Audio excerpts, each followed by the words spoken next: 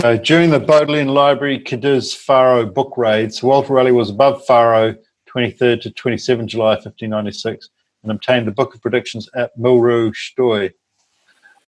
Raleigh read in 6 languages, followed the instructions and made his way 30 miles directly west to the coastal Golden Arch, Perth and Gateway, and this cave of predictions fulfilling the end times. Raleigh explored from midday Saturday to 4 a.m. Sunday, 27-28 July 1596, which gives the numbers 2, 8 over 7, 21, which translates as the second royal shin. 8 over 7 means royal, 21 means the shin. That's what they marked. A Portuguese woman brought him a pot of tea, which is kind of how I got local knowledge of the story. And he was a smoker, so with the smoke and the Book of Predictions, Raleigh sketched and codified the end times and times of the end. This became the Rosicrucian Cosmography and works with Bible revelation of St. John the Divine, which is posthumous Jesus. Rosicrucians are all about the New Age. That's all they're about, New Age. So here's the Rosicrucian Cosmography laid over the top of the cave. And here it is with the white bits cut out. And you can see that Noah's Ark rests on the rock that's already there, that's in the cave. Mm-hmm. Yeah? Mm-hmm. Ta-da, ta-da. See that? Yeah. It's quite accurate. So Noah's Ark rests on the rock. Oriens means east. It also means the rising sun. And sun is written S-U-N and S-O-N. So it can be the rising S-O-N. It's the creation of the New Age. Futuma, or link, which means future links, in the year of our Lord, 2014. And then if we take out the letter opener, there's actually a cross mark on the cave there, 1030. So it's both saying is that with this letter opens, you punch them out, the key is required. So these are the keys. So these were given to me by the male and female Sangreal. So this was the key to the Rosicrucian Cosmography and key to the cave and key to the end times New Age. They didn't tell me that. They just said, we'll give them a royal mark, right? And they took a lot of time discussing which royal mark to give them. And, you know, these things can be humble or expensive. It doesn't matter. What matters is the import of it in terms of a key. I've extended the sword coming out of the cave, and the sword, when it's the natural lines of the sword are extended out, it touches on the black ewe lamb. There's a lump of rock there that's black, and it's in the shape of a black ewe lamb. The Penguin or Wordsworth Dictionary of Symbolism, black ewe lamb means the right to rule the world. The cliff face drawing earlier, the swan sits on the bed. So the royal swan there makes Jesus' prophecy. And it says the shin. I've put the X in under the shin where the X marks the true King of England. Here's me standing with the sword of the Duke of Saxon, Coburg and Gotha. And I just had the camera just sitting on the table, and I was just mucking around in the morning with the sword, genuinely just having a look at it, right? It's a very important sword. It's kind of the sword that's used to mark the person who will represent the end times New Age. So with this arm coming out of the castle, my arm where it would be in the hilt of the sword and the hand where it would be, the sword was actually at the same angle, right? You see that? Mm-hmm. So this is 2012. You see how that's a perfect shot? Yes. Yeah? And this is me with just a video camera playing, just mucking around, you know? Mm-hmm. So that's me with the sword of the Duke of Saxon, Coburg and Gotha marking the part of the black ewe lamb. Mm-hmm. Rosicrucians look at that and they go, wow, that's a big wow. So there's the black ewe lamb in the sunlight. It looks orange and black in the middle. So that makes the right to rule the world. Up the top, at about 11:30, I've got a white bat with 2 big red dots under the wings, and that's where that bat lived. And a white bat with red circles under its wing translates as Templar angel. Templars are into red and white. Templars are in charge of king-making, supposedly. The 604 marks Gregory, so Gregory's got the snake with the crown on it, which means they're making a Gregory, second name Gregory, Ouroboros, which is the ring around the sun, which means that his values will be the values for the next era. The Temple of the Rose of the Cross, which is this cosmography, the Temple of the Rose of the Cross identifies the predicted one in the end times and times of the end, part of the confirmation process working in conjunction with Genesis, Revelation, the book of predictions, Heb said, and the tradition received.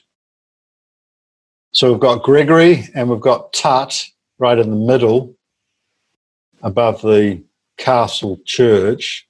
It says King Tut, son of Sun King Akhenaten, and now Rosicrucian boy king Ouroboros. When you represent the end times and New Age, you become the Ouroboros, the ring around the sun, which makes you a vehicle for ISIS. So what they've tried to do is create distractions with the spiritual ISIS being a military operation. There's King Tut there. It's the rising of the sun, creation of the New Age, Joseph, which is the name of the father, Gregory, which is 604, King Tut, son of Sun King Akhenaten, now Rosicrucian boy king Ouroboros.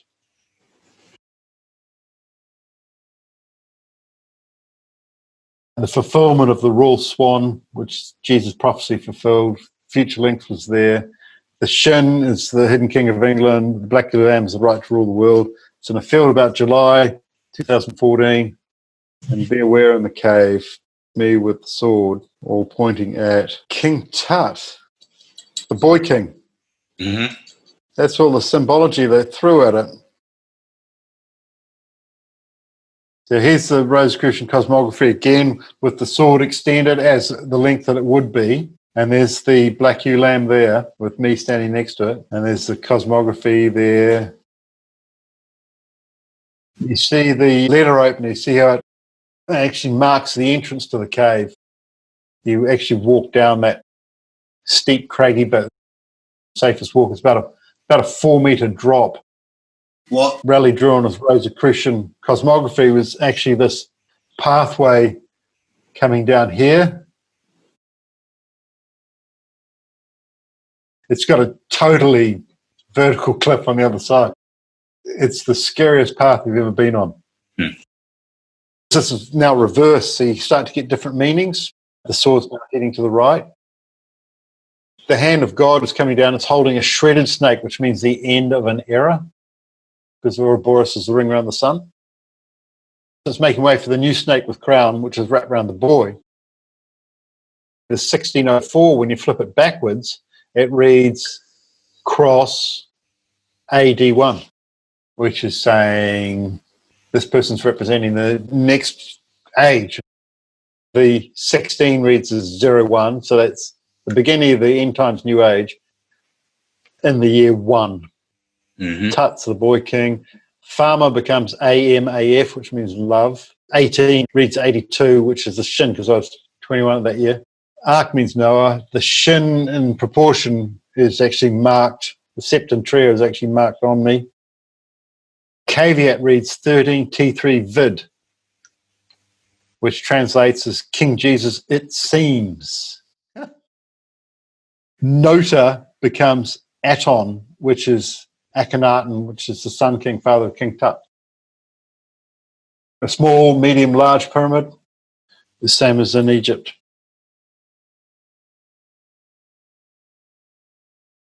And there's me with the sword at Sintra.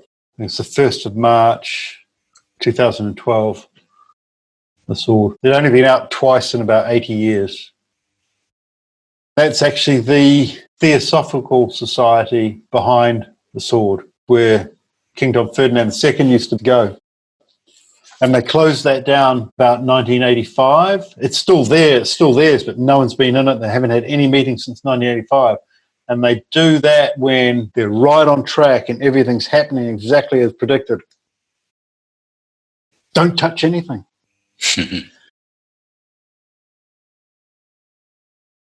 So there's the black ewe lamb. 2 smaller baby black ewe lambs to the left, created by plasma arc. The people who are into symbology look at that and they go, wow, that's right to rule the world. Yeah, that's good representation. It's the watchful dog overlooking the black ewe lamb, and the carved king into the cave. Very hot there. Here, you've got a good representation of Raleigh's Royal Ark sailing in front of me 2 to 4 times a day. I just happened to take a photo of the pirate ship on top of the watchful dog. Mm-hmm. And if you look at Raleigh's drawing of Noah's Ark and the shape of the mountain, you see Noah's Ark with a straight bank, Yeah. the Noah's Ark drawing, and you see the rock here, see the straight bit of the rock? Yeah. What I'm saying is that it's the same. He's actually drawn that rock. So I don't think there's any question that he's drawn his Rosicrucian cosmography from my cave. Yeah. Well, I could definitely see that. That's quite a fortuitous picture, because I didn't see the Rosicrucian cosmography until about December 2017, and I took this photograph July 2014. So there's me again with the sword as where it would be. See where the hilt of the sword is, Mm-hmm. and the hand. Sorry, hilt of the sword and the hand is exactly where my hilt of the sword of the hand is, and it points towards the ship. So it points towards Noah's Ark and Raleigh's Ark Royal, and the watchful dog, which represents the Hebsed with Anubis, as preparation to represent the end times and new age.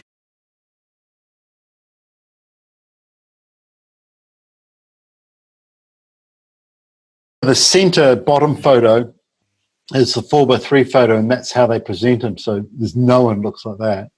That's just gaunt.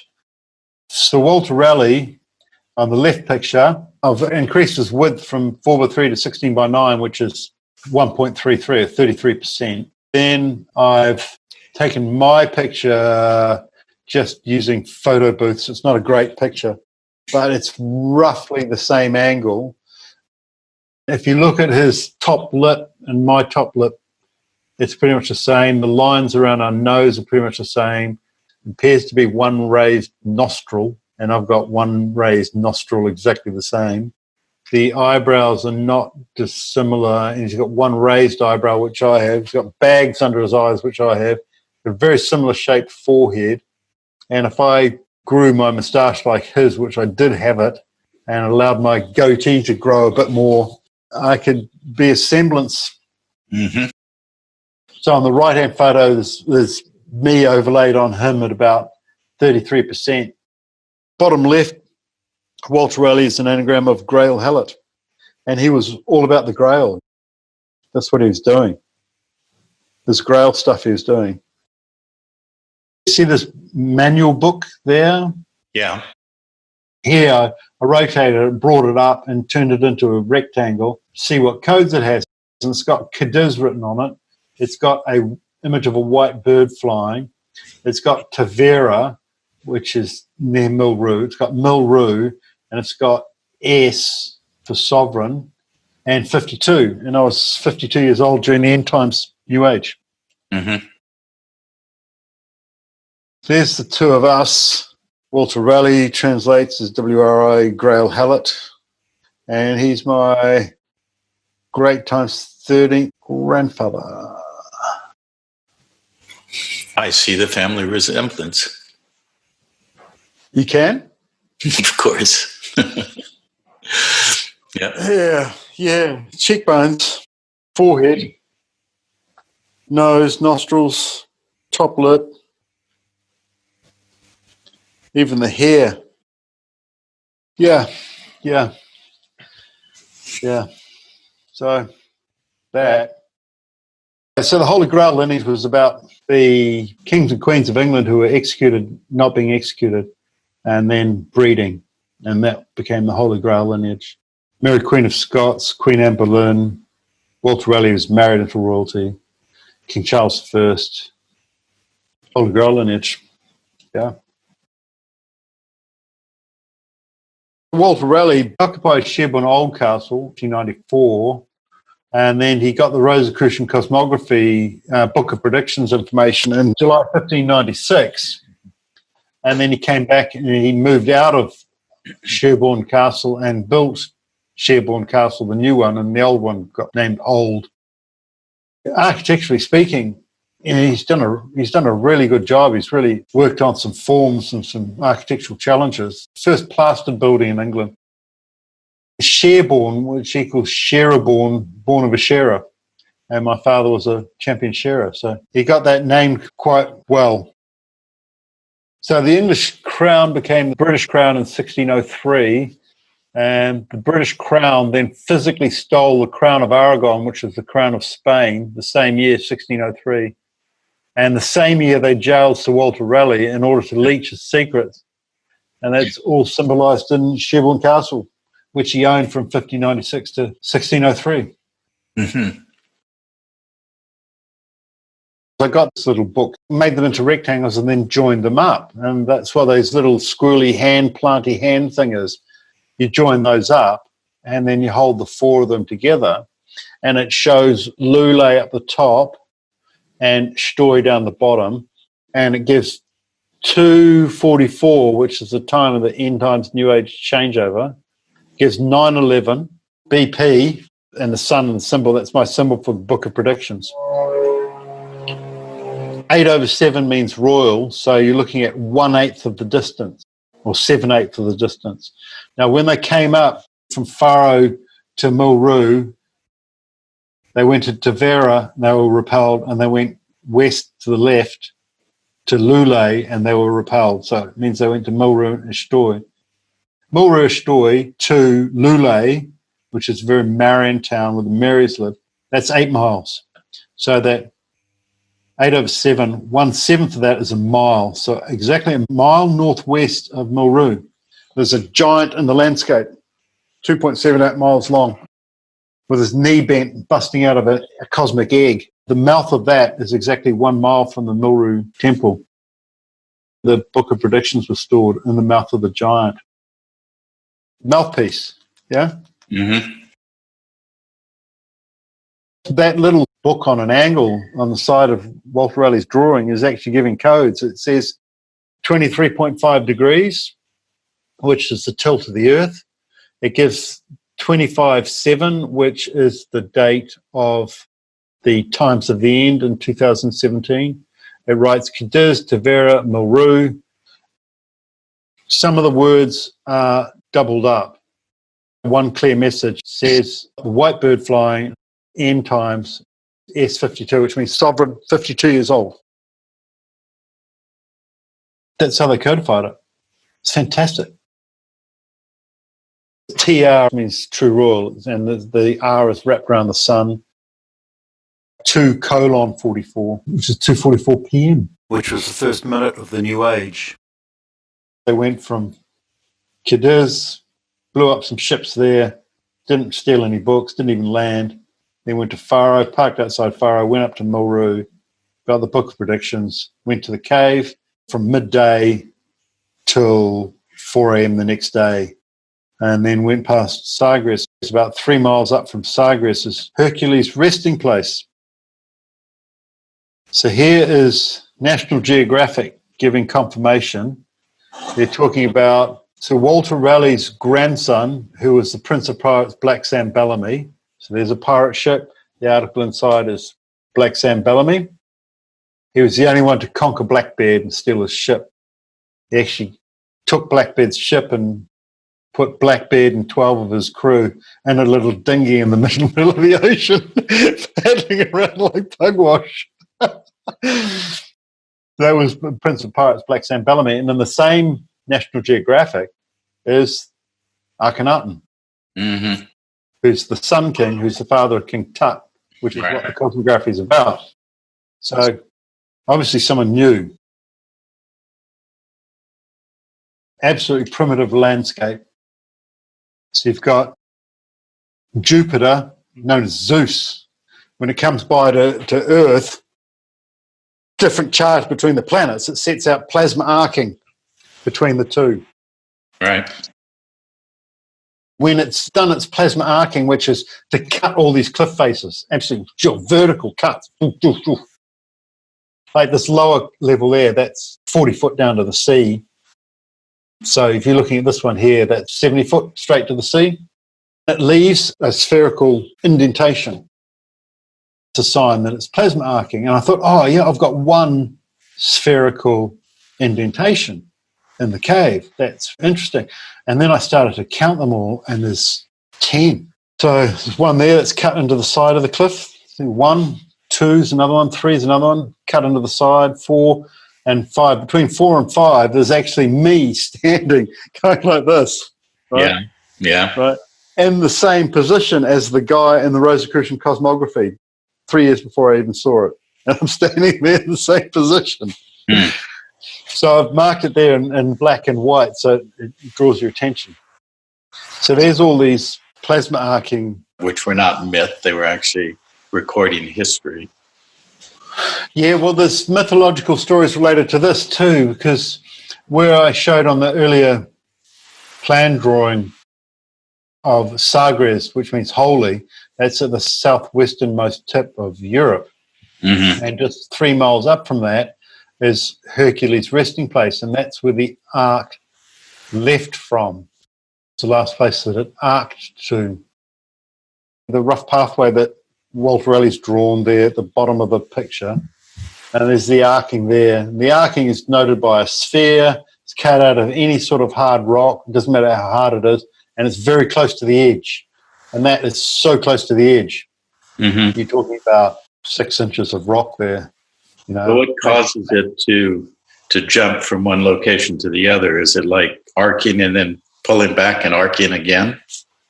Yeah, well, it did it at least 10 times in this cave, actually 11 times, because what I'm going to do is show you Zeus strikes the sun. There's a circle there that's about 2 meters diameter. Yeah, and it's got an arm coming into it, almost twisting a knob in the center, and it's got a man's face here, mouth, nose, eyes, forehead. So that's Zeus tweaking the sun. It's like it's saying that this is the end times New Age cave, got plasma arcing, and this is what's going to happen. He's tweaking the sun or tapping the sun or turning a knob on in the center of the sun. Zeus and his mighty thunderbolt. Yeah. It's not lightning bolt. Thunder is sound. So it's a bolt of sound. And that's how Zeus cut down the times of the end oak tree, is with the bolt of sound, thunder, not lightning. That's where the White Templar bat lived, which means king-making angel. Very rare bat. So Zeus strikes the sun for the end times New Age and New Ouroboros. That's where that is. There's the Zeus's cave with the Zeus strikes the sun there, which is another sphere, and this is a big sphere also cut out by plasma arc. Exactly 51 kilometers or 51,000 meters from this point here is the center of this cross. This is a Stoy Palace, and it's laid out in a 6-5 pattern.